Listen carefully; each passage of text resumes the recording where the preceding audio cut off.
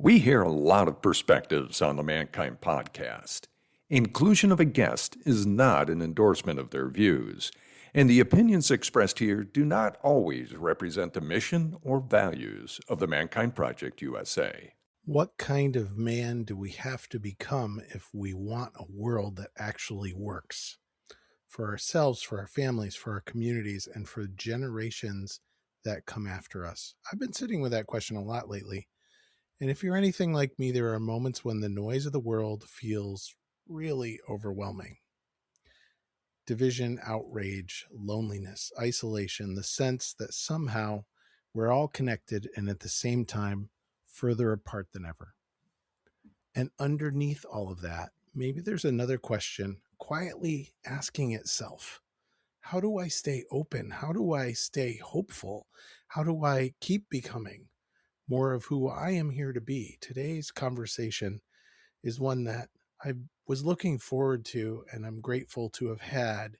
I talk with Brandon Peele, author, advocate, and brother in the work, who's back on the podcast to talk about his new book, Bison Medicine, The Cure for a Troubled Nation. And the conversation goes deep. We talk about purpose and liberty, what freedom actually requires, why belonging matters, what it means to grow into the kind of mature, initiated adulthood that healthy communities and maybe even healthy democracy depends on. But this conversation isn't just ideas. Brandon is also preparing for something incredible and bold right now, a national pilgrimage across America, traveling through communities and gathering at places that hold the story of who we are as a people, the theme of the Bison Medicine. From sites connected to our founding ideals and democratic experience, to places marked by slavery, by the civil rights struggle, by indigenous history, by sacrifice, suffering, healing, hard-earned progress. This is a journey that will touch the living landscape of America's triumphs and wounds. He'll be starting in Rochester, New York, where indigenous ideas helped inform our earliest democratic ideals. Philadelphia, where ideas of liberty were declared and imperfectly lived. Selma and Montgomery, where courage walked across the bridge toward justice. To Standing Rock and Pine Ridge, to Galveston, Texas, where questions of stewardship and sovereignty and freedom and belonging still echo, and communities in between, towns, circles, conversations, ordinary places where people are trying to remember what it means to belong to one another. He will finally land in Chicago. And along the way, men from the Mankind Project and communities around the country will walk beside him, sometimes for an hour, sometimes for miles, being with him, gathering in circle and asking together what it means to live with purpose in a fragmented world. This is a conversation about eagles and about bison, about shadow and responsibility, about the difference between independence and interdependence. And maybe most importantly, it's a conversation about becoming the kind of men who leave things better than we found them. I'm glad you're here. Welcome to the Mankind Podcast.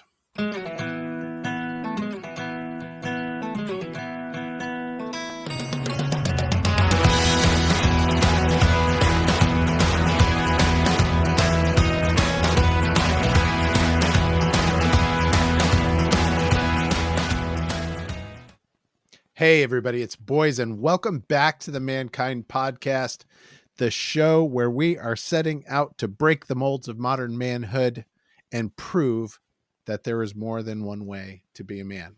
And I think we are doing an extraordinary job of that. Today, I get the opportunity to bring back somebody who's been on the podcast in the past, and I am really excited to be talking about his new book. It's Brandon Peele. Brandon, say hello. Hi, everyone. Hey, Boysen. Thank you for having me back. Yeah. So we interviewed, Brandon and I talked about his last book, Purpose, Work, Nation. And now we're coming back to talk about his second book, Bison Medicine, The Cure for a Troubled Nation. That's a pretty big call. The Cure for a troubled nation. So let's start there. How are we troubled? Well, I really like big calls, like big, bold things, because it creates a gap to live into. And I also do need to somewhat fault you for writing this book, because it was when we talked about Purpose Work Nation, you're like, yeah, I don't really believe that business is going to do a damn thing about saving a republic, but I want to hear more about this Bison stuff. So it's your fault I started writing this book, basically. Wow. And you weren't alone. There's other people who Yeah. are like, yeah, I don't buy the central premise, but this Bison Eagle stuff, we need to go into it. So I believe, what was your question? Like, why are we troubled? Yeah. How are we troubled? What was the like, oh shit, that you started writing about? I don't need to convince anybody that we're troubled. Like everyone either feels it or knows it. I think that, but yet, language has power, and to say that, like, actually we're sick. Like, we're not doing it right. We're doing all of it wrong. And so that's one of the things I explored in part 2, was just this kind of present moment analysis. Like, every single sector of the nation is working at cross purposes to our nation's purpose, all created equal, life, liberty, and the pursuit of happiness, e pluribus unum. Like, it's like Stranger Things. Like, we're in the upside down world. Like, we're literally doing it all wrong. So take your pick. Any of those things we're doing wrong. Any of those things are troubled. You just said it, and so we're going to stay with it. So what do you see as first principles for the United States? And then we'll go into defining each of them a little bit. Well, I'll speak from the perspective of the book, and then I can add a couple things from stuff I've discovered since putting out the book. But my understanding is that we had understood the value of union, of establishing a union. So we were just these, like, kind of 13 upstart colonies, each trying to figure out our own vision of heaven on earth, kind of thing. But then we said we're stronger together. And this is Benjamin Franklin basically summoning all this native wisdom that he had been documenting and sitting in circle and council and all that, and saying, this has been done before. It's actually very simple and elegant. I mean, he of course didn't understand some of the spiritual, cultural pieces, and so essentially, the way that our nation is currently constituted, it's devoted to a singular unifying principle, and that is equality, not equal access, it's like actually to create us all equally. All men are created equal, or we now say all humans. And that we have two animating aspirations that fulfill that. One is physical, so a political economy and society that guarantees life, liberty, and the pursuit of happiness, so that everyone has everything they need to become a full human being, sovereign, adult, full of conscious. Okay, so just continue. Is that what you're saying? Yeah. Okay. So these two animating aspirations, life, liberty, and the pursuit of happiness, so to create a political economy and a culture that fulfills on equality. And then this other piece that isn't really well acknowledged or documented, but that is about the spirit, the culture layer, what we have given some voice to with our first motto, e pluribus unum, which, digging deeper, it's actually about a spiritual practice of loving each other as much as ourselves. And that's like a whole, obviously part of the book to dive into. So that's how I hold our first principles. And, I think there's a lot more to that, but very few people even know those, that we have a purpose, that's it. And so we're not tacking to it.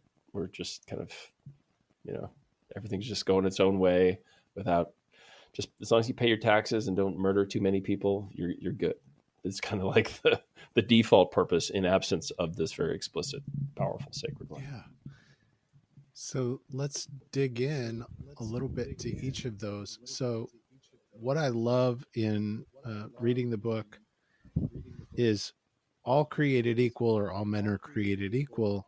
The part that you go to is not the equal part, but the created part, to really explore what does that mean. And so talk a little bit, what does it mean to have all created equal as a purpose? Because the creation is really important there. Mm-hmm. Yeah. So first, I want to presence Valerie Kaur's wisdom, and it's summoning a lot of other, I would call it, just American wisdom, that the words of our founders had more power than they themselves understood or could contain. And so the word "all," we fought a war around that one, right? And then we had suffrage and civil rights, gay rights, and so we in some sense to be an American is to really unleash the power of just a handful of words. And so we know what all is. We keep fighting for that, even though we're losing right now in some sense. We know what equal is. It's literally a mathematical concept. There's no debate on it. It's just two things are the same. So if all are going to mean the same, what does created have to mean in a sense? And again, we're our founders didn't use the word all babies are equal. They said all men, implying the mature version of adult. And whatever that meant back in the 1770s, well, today it's 2025. We have a much more complete picture of what it means to be a developmental adult. And that takes 3 decades of rites of passage, resources, civil rights, relationships, nature, mentoring, all these things, so that if we really are going to achieve this principle, our political economy has to look a lot different. Our culture has to look a lot different. It has to, that wisdom, it takes a village to create a child. That's what we have to do. We have to create villages so that everybody can be fully created adults. There's a lot of work in there. And listening to the book, I found myself thinking, okay, what are the things that, if we understand politics simply as how people in a group understand and use power to share and move resource, mm-hmm.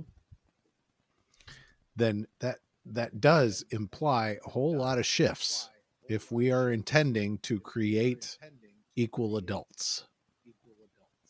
Mm-hmm. Yeah.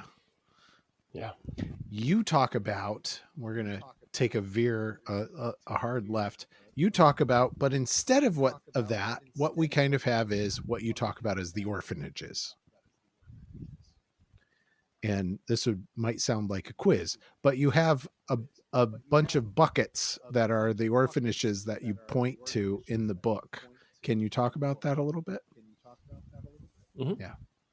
And just to be, give full credit, I basically took Robert Bly's Sibling Society and just smushed it into one chapter. Basically, it says we have a society of siblings. Every sector of society is an orphanage that exists only to keep people dependent upon it, not to have them become adults, elders, good ancestors. So, the short of it is that I think I outlined maybe 9 or 10 sectors, but it's big business, finance, healthcare, education, religion, media, journalism. Talked about our households as orphanages, places that don't actually create adults, that just kind of keep us stuck inside family patterns and wounds. But yes, that essentially without this kind of moral foundation or kind of shared set of rites of passage, this kind of shared animist origin, that really our founders were deist animists. They came up in Christianity, but for the most part were also native in their spirituality, in their cosmologies. Too, yeah. Yeah. And so the if we don't make that spirit layer, that cultural layer explicit, what you have is orphanages that just essentially work at cross purposes. It's, it's three legs of the farmer's stool, and without that piece, it falls over and just starts eating up everything. So that's what we have right now. It's like everything's just eaten up, turned upside down, working at cross purposes. And oftentimes unconsciously, right? Which is, again, into Bly and sibling society and into our understanding of shadow work and cultural shadow and collective shadow, right? Like nonprofits were one of the orphanages.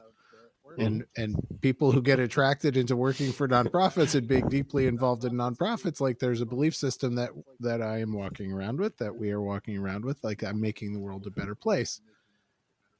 True, can be having a positive impact, but if the overall like fundamental animating purpose isn't being met, then it's the circus that we find ourselves in.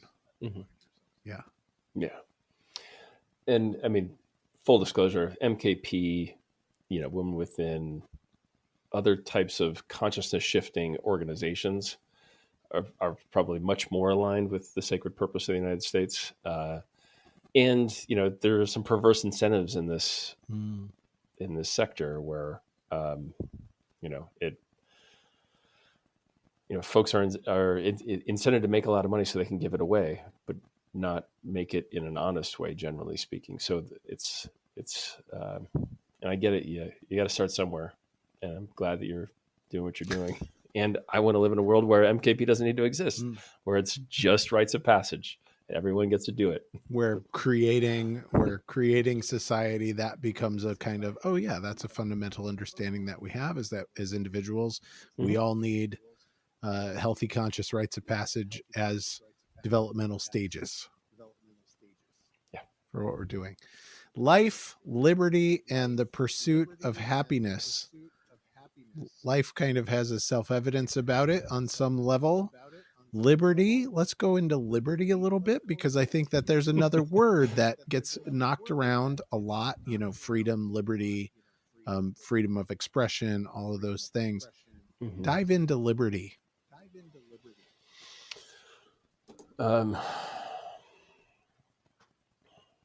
Yeah, because I mean, there's a lot in that part of that book, which is like, it actually takes a lot to be free.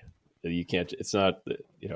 I use Eric Liu, the founder of Citizen University. His wording, like, most folks understand liberty as this like toddler tyrant sense of it. I can do whatever I want. Like, leave me alone. I'll get your boot off my neck. Like, I can shoot my guns and marry off my 13-year-old niece, and like I can do whatever I want. Like, I don't need the government to tell me what to do. That doesn't work unless you have somebody who is fully sovereign, like has done the rites of passage to know themselves, and has some shadow fluency, is like started to heal who they are. That they themselves feel connected and responsible for not just their well-being, but like everybody around them. Like 40 houses in each direction from them is like their responsibility. And so, yeah, be free, go nuts, but let's constrain it with the for the betterment of all. Like, if what you're doing is hurting someone or taking away their rights or resources, like that's not freedom. That's tyranny. It's not what we're supposed to be doing. Liberty takes on a much more liberty and interdependence have to be in discourse in order to be real. That's kind of what I take in from that part of the book. And again, a lot of mature responsibility comes into the understanding. And at a personal level, it's the thing that you hear about with martial arts, right? It's like, you do the move 10,000 times, which is responsible in building muscle and building habit and building pattern and then you're free to do that motion. And the pursuit of happiness. So again, there's kind of a Joseph Campbell nod in here, I think, in the way that you talk about happiness, but just talk about happiness. Yeah. And again, I would like to take credit for all this stuff. It's really, I'm just like smushing stuff together. I'm, not an expert. Uh, so the two sources for happiness that I lean on are, I think it's called the American Constitution Center. Their executive director wrote a book about happiness, and how it was held in continental Europe at the time was that it was more about virtue. Like happiness was the result of like developing and expressing virtue. Like what we might think of more as like fulfillment, like living in alignment and kind of doing some like type 2 fun, doing the hard thing that's going to create the result that you want, kind of thing. Um, and then there's the more indigenous concept that Frank Bracco, scholar of indigenous cultures throughout the Americas, talks about that there's like a harmony, like there's like this internal harmony, like among parts, so like the two wolves, your Wetiko, your soul, with others, with the natural world, with spirit. And that's like this sense of, I don't know, like the sense of like something good is always going to happen because you're just connected to it all in a sense. So it's like more of, I don't want to say contentment, but it's more of like a general orientation towards like love and curiosity and like tending, versus like the creme brulee orgasmic experience type thing. It's really just about like feeling like a sense of good, which obviously takes, going back to the liberty piece, like you've got to cultivate a lot of gardens to like feel that way. Internally in your relations and in your community. So, yeah, I guess it's like a sense of pride that all is well in a sense. Yeah. So probably a good place to bring in some of the, you mentioned kind of indigenous thought, indigenous culture. Going back to the founders didn't really know what they were writing. Something got channeled through them in spite of themselves, but also there were some examples around. So let's talk about the Haudenosaunee, the Mm-hmm.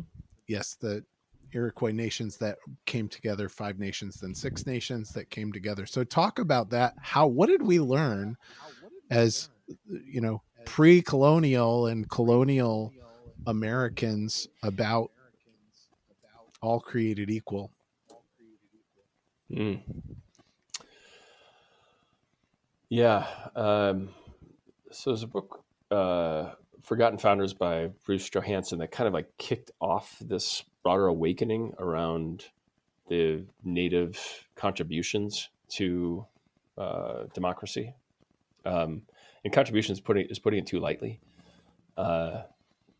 From the dawn of everything, I think you've read that, right? Wengrow. Yeah. Yes. So David Wengrow and Graeber. Yeah. Graeber and Wengrow. Go get that book. Mm-hmm. Mm-hmm. So there's good reason to believe that most of what we regard as the Enlightenment is actually stuff that was discovered by the first explorers, colonialists, and that these ideas began not in France first, but in these proto-Enlightenment salons in Montreal between the Haudenosaunee and the States people, like Condironk, where he's starting to socialize these ideas around equality, around liberty, because remember, these are all feudal, monarchical folks, aristocratic, who've centuries and centuries of compounded trauma, and so they see these men who are beautiful and simple and fit and smart and like the best debaters that have ever been seen, and these guys walk into the room and tell the Europeans, like, you're slavish, like you're small, you're filthy, like take care of yourself, clean yourself up, man, clean up your society, your culture. Like there's nothing you have that we want. Like you're doing it wrong. And so they like tell them to their face they're doing it wrong. And so then these ideas then went over to Europe, got distilled, synthesized, neutered in a lot of ways, and then they came back here and like, oh wow, Locke, wow, I like Rousseau. Yeah, they really figured some things out. Well, no, they didn't. They there's all these New World accounts that they're like, yeah, this makes a lot more sense. So, in my what part of the reason for sharing this is that much of what the Western world has taken on to become some version of a liberal democracy is because of stuff found here in Turtle Island. Like this is the true American heritage, like democracy, but like not as this template that can be slapped onto a materialist, objectivist, atheist culture. You actually need the bedrock of deism, of animism, of so all this stuff. First, Roger Williams, and then uh, Franklin, Paine, both Jefferson and Lincoln, or sorry, Jefferson and Washington had native elders around them when they were growing up. Like all these founding fathers, like were basically half native. Like they understood and had to work with, and had to code switch between these different ways of being. And so, and of course, they knew about the Haudenosaunee Confederacy and how all these different structures around electoral colleges and right of recall, and all the civil rights guaranteed and the freedom of religion, freedom of speech, all this stuff was in there. And so I guess I think it was in the 80s when we had a congressional proclamation acknowledging this. But that wasn't part of my civics education. It wasn't part of probably yours, and probably still isn't for anyone who doesn't live in Marin County or somewhere else. So we owed this massive debt for not just democracy as a structure, like the entire planet owes it to First Nations folks here in Turtle Island. But there's also like the keys to how to make it work. Like the African Sankofa bird, you got to go back to go forward. Like we left some pebbles on the ground. Like we forgot to develop the culture, the rites of passage, and the spirituality that would allow us to become the types of people that a democracy requires. And we don't have that. And so that's what we need to redevelop. Which I think brings some very interesting problems because of the idea that I know that it's tempting in some ways to say, okay, so now we're just going to reject, right? It's tempting to go to a space of rejecting modernism, rejecting, postmodernism, rejecting where we are as a culture, and we're going to turn around and run backwards toward something. And as you said, like, be just as likely to run over the pebbles heading backwards as we are to have left them behind running forward. So where do we go, right? If we begin to understand that we have been, the foundations of the society had some very broad visionary ideas built into them. We have gone astray from those broad visionary ideas, and this takes us right to e pluribus unum on some level. So now a spiritual animating principle. Let's talk about that. Yeah. Because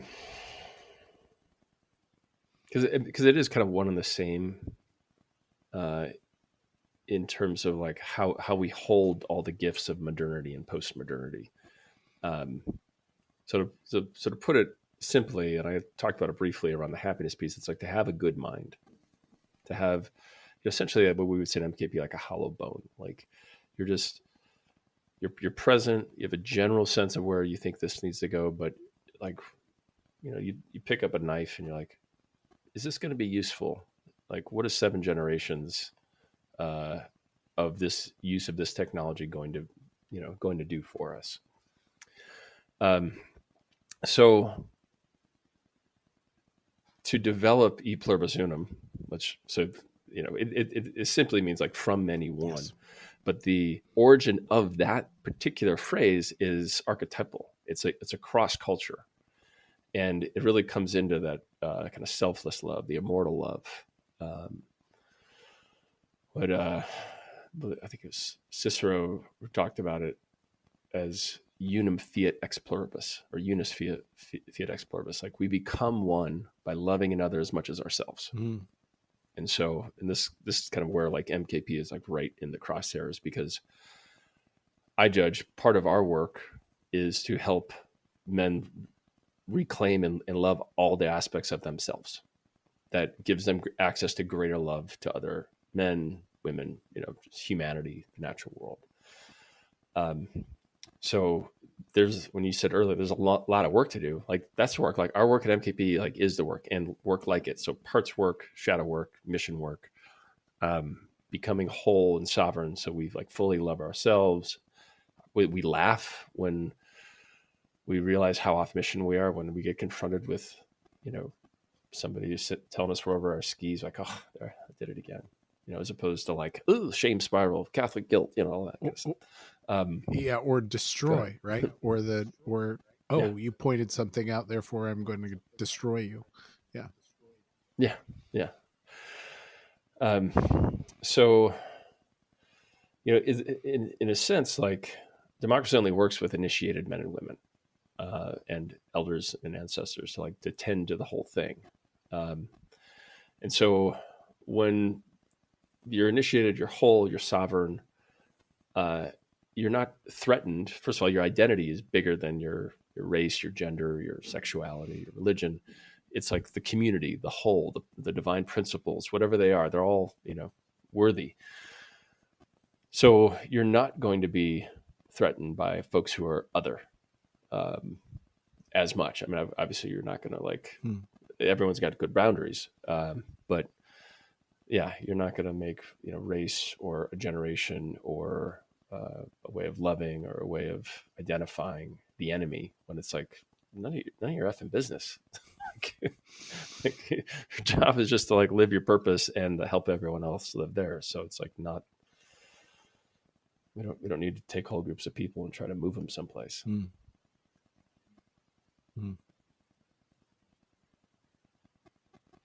And there's an awareness in that because I am so committed to loving myself and the 40 houses around me. That is a concept I've never heard of. That's going to take me a little while to metabolize. I'm going to care about systems that are trying to tell me that one identity is priority over another identity, or that one race is priority over another race, that is actually actively harming parts of me. If I understand that connection, interdependence. Mm-hmm. Yeah. And these are all great concepts that we've talked about for decades. Yeah. And I judge it's in the work in circle, but I think other ritual spaces as well. At least that's been my experience, plant medicine work, grief work.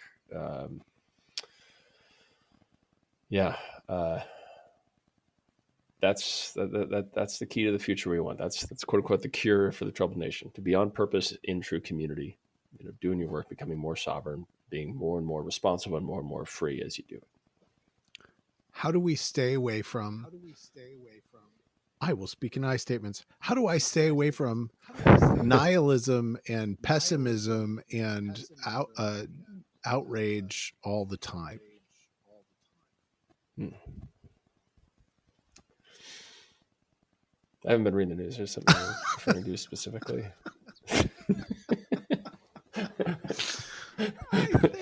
Or just the last decade of reading the news is what. Yeah, maybe it's the last decade of reading the news, but it just seems as if, right? What's the book? This book, Bison Medicine. Oh, we have to talk about Bison. This book, Bison Medicine, is challenging, but not actually depressing. There's something about it that it's I want to aspire to that. Now that I'm kind of reflecting, and now that I'm kind of seeing in a different way, there's something I can do now to keep myself moving forward. and maybe that's a good distinctor. Maybe that's a good place to draw. Let's talk about eagles and bison. Yeah. So, and then thank you for that, because that was my hope. Like, this was intended as a love letter, not like like a shame exercise here. So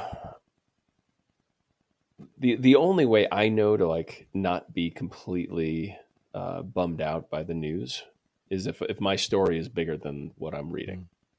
Like if there's a bigger story. And so in part one, I try to tell this bigger story. Hey, we've got these serious challenges, but it's part of this larger global desire, this human desire to create a world that works for everybody, where everyone can be free and equal and treated with dignity.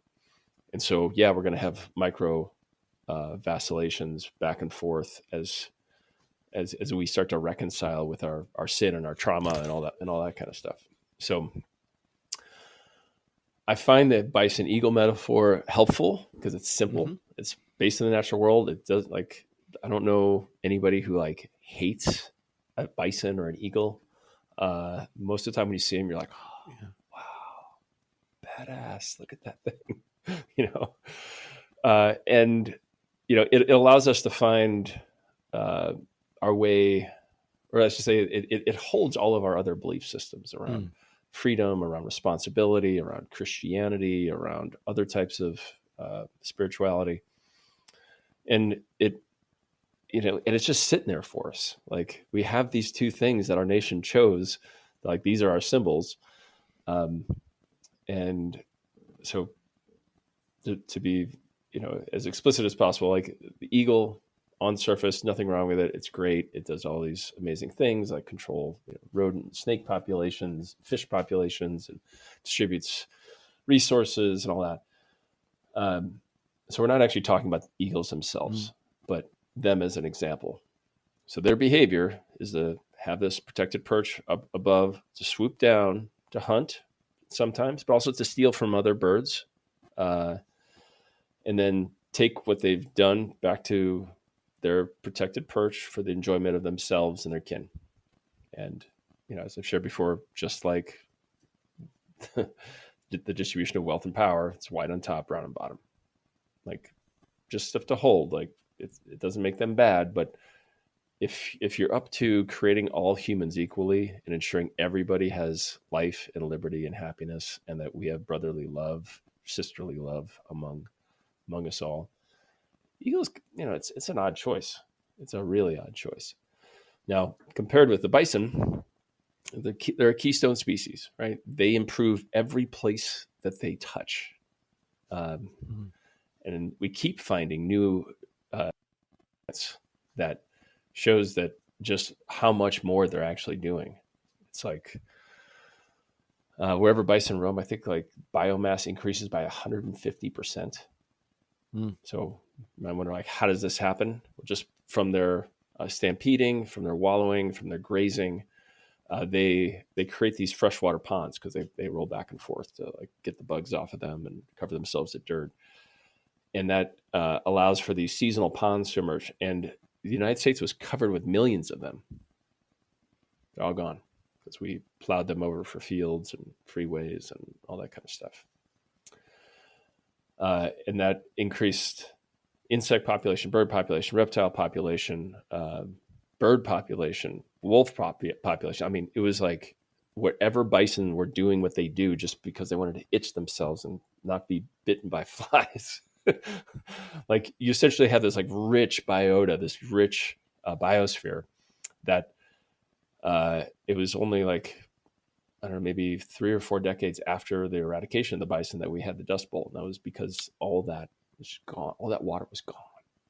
So it just blew away, millions of yards of topsoil. So it's just from an ecological perspective, they're amazing. Now, from a behavioral perspective, because they are kind of like, they're big, right? and they're fast, and they're like they can accelerate like that, and they can run 40 miles an hour and jump 6 to 8 feet. I mean, they're like, if you know something can do that, you treat it with respect. And similarly, like if they know they can do that, they're not too worried about anything else around them. With the exception of grizzly bears now. Like, don't Google bison v grizzly because they're pretty gory. But for the most part, they're really good with other big animals around them. They're not territorial, like with deer, elk, caribou, moose. They're just like, okay, hey, enjoy. There's plenty for us all here. They're it's well known now. They're courageous. They run into the storm to get through it quicker versus running away like cows. They're playful. They spend most of their day just kind of at leisure, just goofing off, nudging each other, running up a hill, running down the hill. They're like their alone time. So they have this sense of, they're not like a swarm, like a bunch of bees. They go away for a while and then they come back. Yeah, I mean, I could go on and on. I mean, they protect the young and the sick. I mean, all these things that like, America would be a lot better if we acted like this. We left every place better than we found it. We increased life. We protected ourselves and those who are most in need. Or we had fun. So my invitation is that, like, as a shorthand, like, it's going to be a while before we have this native good mind, right? It could be decades, generations. But the shorthand is like, what would the bison do here?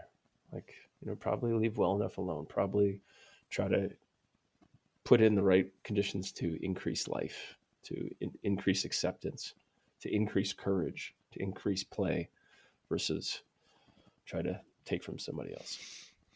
Yes. And there was pieces in the book also talking about nurturance of young and how young are handled in eagles versus bison, and then also I'll just throw in some of the warning signs. Also, stampeding. Bison can be driven off cliffs in herds. Bison can get involved in groupthink that can become dangerous to the whole herd. Like there's other things that it's like, oh, if I find myself doing that, oh, that's also maybe a clue, maybe a hint about a different direction to go. Yeah. What is it that you see out there now that you've pulled together a lot of resources? As you said, you didn't, nothing new under the sun. This is just another way of seeing and condensing what is out there, which I think you've done really beautifully. What are you recommending for folks as like, okay, here's one thing that you might consider next if you want to be thinking this way and taking on bison medicine? The back half of the last couple parts of the book, if you haven't done it already, do some purpose work. If you don't have a authentic community that like stands for everybody's greatness and not for some conformist ancient way of being, create that or find that. So a real quick and easy way to do that is join a men's or women's circle community. That's a great way to do it. I also recommend, and these aren't mutually exclusive, an inclusive spiritual community. Like I'm a member of the Unitarian Universalists. These are more fertile places to be, and you can deepen in men's work, women's work, parts work, nature-based spirituality in all of these containers. Because like I said, the goal is like good mind. The goal is to reclaim our indigeneity, and that's going to take a lot of work, especially with the enclosing walls of late stage capitalism and fascism and all that. So I really hope this book isn't too little too late. My hope is that this is like, with enough purpose and with a belonging and true community, we can start to regenerate the next chapter of our nation's story. Which will perhaps any words of cautionary words, because when I hear something like reclaim our indigeneity, there's a part of me that goes yes, and there's a part of me that goes ick. Do you know what I mean? Like I want to reclaim the good and juicy and big and the spiritual principles and all of those things. And the ick is I don't want to do a spiritual bypass and just start adopting, appropriating ways of being that are not authentic. Like my ancestors have been on this land since the 1620s and 1630s. Mm-hmm. So that whole encounter with indigenous people, all the good and all the really, really ugly and awful that happened, my ancestors have participated in. So how can I honor that and hold the respect? And maybe that's it, right? Honor that and hold the respect of the reality of history.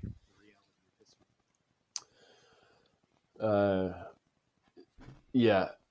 And by indigeneity, I certainly don't mean anything within the last 5,000 or 6,000 years of European history. I mean, like before the mass genocide and rape from the Russian steppe came through and wiped out and started to colonize and commodify and eventually, birth the age of empire and all that.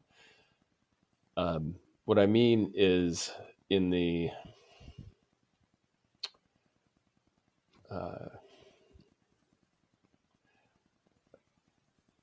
all indigenous practices came from the earth itself.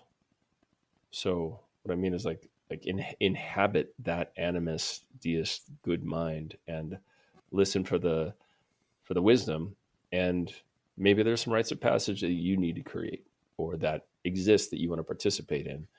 But yeah, not to appropriate anything or to elevate our very mostly troubled recent history as yeah, it's my heritage, Scots Irish. Time to go take some stuff from some brown people. No, not that. Right. Yeah. Nice. Is there anything else that you want to point out to? And then also, aside from going and getting Bison Medicine and taking a look and investigating for yourself and feeling into how does this feel to me, what else do you want folks to do in terms of Brandon Peele? What are you up to, and how should people connect to you? Yeah. So I really don't want anyone to listen or read this book alone. So my first, my deepest desire is that bring this to an existing group that you want to get more connected with, who you think that this experience would be interesting. So at the end of every part, there's 3 discussion questions, 3 summaries. And so it's designed to be a spark for conversation. It's designed to be confronting in that way. So not like a book club, oh, what'd you think of it? What was your favorite character? No, it's like, what does this mean for us? What does this mean for our neighborhood, our community, that sort of stuff. So that's the one goal of this book, is to get people talking about what's in the book, right or wrong, up or down. I don't care. I just want people to talk about it. And that's why the book is free. So you can download it in 10 different languages. You can listen to it for free. Of course, you can buy it on Amazon if you wish to have that. And so the only other thing I want to encourage folks to do is to play hooky with me next year and go on a cross-country e-bike trip from March to June. And so I've been writing about that in my Bison Medicine Substack. But the general gist is that we kind of need an accelerator program to become the type of people a diverse democracy requires. And my hope is that between March and Juneteenth, we're going to be a slow-moving herd of bison moving across the country, sitting in circle, reflecting, maybe doing some purpose work, some parts work, some healing work, connecting with local communities, being sourced in nature's God, like to take on this indigeneity, like allow the earth to like teach us and shape us and mold us and become these beautiful people that can make democracy work. Brandon Peele, thank you very much. And I'm going to close the podcast with, as Brandon said, don't read the book alone. Go finding other people. There are discovery questions at the end of every chapter, and I'm going to throw two of them in at the very end of this podcast to say, hey, if you've just sort of absorbed some of this, here's a couple of questions to get you going. How free are you really? And how happy are you really? Is there anything that arises in your body that says, oh, I could be more free, or I could be more happy in this richness that we're talking about? There's a way to check it out. Thank you very much, Brandon, for being here. Thank you, Boysen. I'm honored. This has been the Mankind Podcast, produced in association with the Mankind Project USA. And of course, I want to thank you, the listener, because through your attention and your support, you make it a heck of a lot easier for us to let men out there in the world know that they are not alone and that there is more than one way to be a man. And if you've been enjoying the music throughout this episode and all of our episodes, check out Jim, Donovan, and the Sun King Warriors. I have links to them in the show notes. Now, the fee for this episode is simple. If you found gold and insights that you believe could benefit your loved ones and those you care about, be sure to share it with them. And of course, remember that life doesn't happen to us, it happens for us, so long as we rip the pen out of fate's hand and become the author of our own story. So my friend, pick up the pen and we'll see you next week. Lots of love.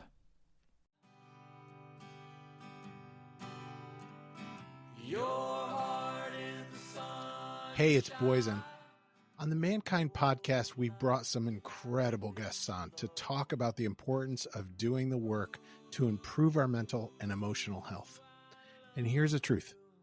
Multiple times over the last 25 years, I've had the help of one-on-one work with some amazing therapists.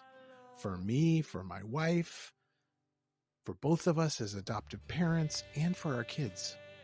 The Mankind Project and Men's Group, though awesome, are not a substitute for professional mental health support. And so I'm thrilled that the Mankind Podcast now has BetterHelp as a sponsor for the show. BetterHelp works online. It asks you what you're working on and then matches you for live one-on-one sessions with a licensed therapist, someone trained to work with you, listen, and offer helpful insights. I'm using BetterHelp. It's super easy, and I like what I'm getting. If getting one-on-one support in the comfort of your own space feels like a good direction for you, I invite you to check it out. Go to the link in the show notes or betterhelp.com/mankind. And if you sign up, you'll get 10% off your first month of therapy.